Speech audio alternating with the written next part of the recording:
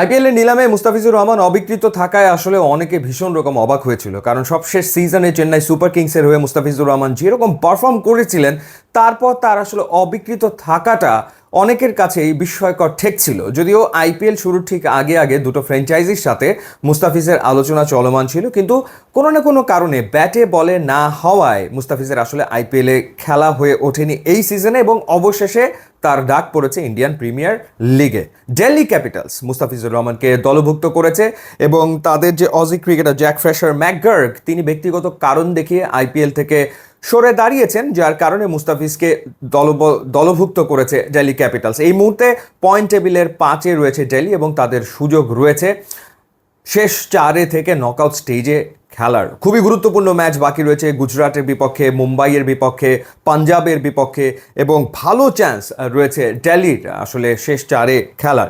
তো সে কারণেই মুস্তাফিজকে দলভুক্ত করেছে দিল্লি ক্যাপিটালস, এবং এখন পর্যন্ত আইপিএলে মুস্তাফিজের যে পারফরমেন্স 57 ম্যাচ খেলে 61টা উইকেট তিনি নিয়েছেন, এবং বাংলাদেশের জার্সিতে টি20তে তার যে পারফরমেন্স সেটাও দুর্দান্ত। 106 ম্যাচে 132 উইকেট তিনি নিয়েছেন, এবং আইপিএলে খেলার অভিজ্ঞতা তো তার রয়েছে। 2016, 17, 18, 21, 22, 23, 24 মৌসুমে তিনি আইপিএলে খেলেছেন। প্রথম 2 সিজন খেলেছিলেন তিনি সানরাইজার্স হায়দ্রাবাদের হয়ে, তারপরে তিনি 1 সিজন মুম্বাই ইন্ডিয়ান্সে খেলেছেন, রাজস্থান রয়্যালসের হয়ে 1 সিজন খেলেছেন, 2023-এ খেলেছেন দিল্লি ক্যাপিটালসের হয়ে, সবশেষ সিজনে তিনি চেন্নাই সুপার কিংসের হয়ে খেলেছেন।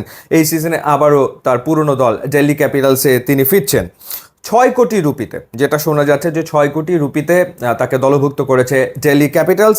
তবে এখন দেখার বিষয় রয়েছে, যেহেতু বাংলাদেশের খেলা রয়েছে সংযুক্ত আরব আমিরাতের বিপক্ষে 2 ম্যাচের টি20 সিরিজ, এবং এরপরে পাকিস্তানের বিপক্ষে 5 ম্যাচের টি20 সিরিজ বাংলাদেশের খেলার কথা রয়েছে। তো ঠিক সেরকম একটা অবস্থায় আসলে বাংলাদেশ ক্রিকেট বোর্ড মুস্তাফিজকে ছাড়বে কিনা।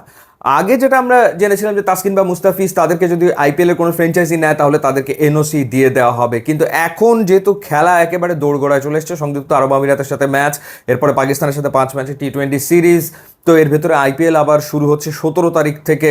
তো সেই ক্ষেত্রে তাকে বিসিবি এনওসি দেবে কিনা সেটা একটা বড় প্রশ্ন বটে।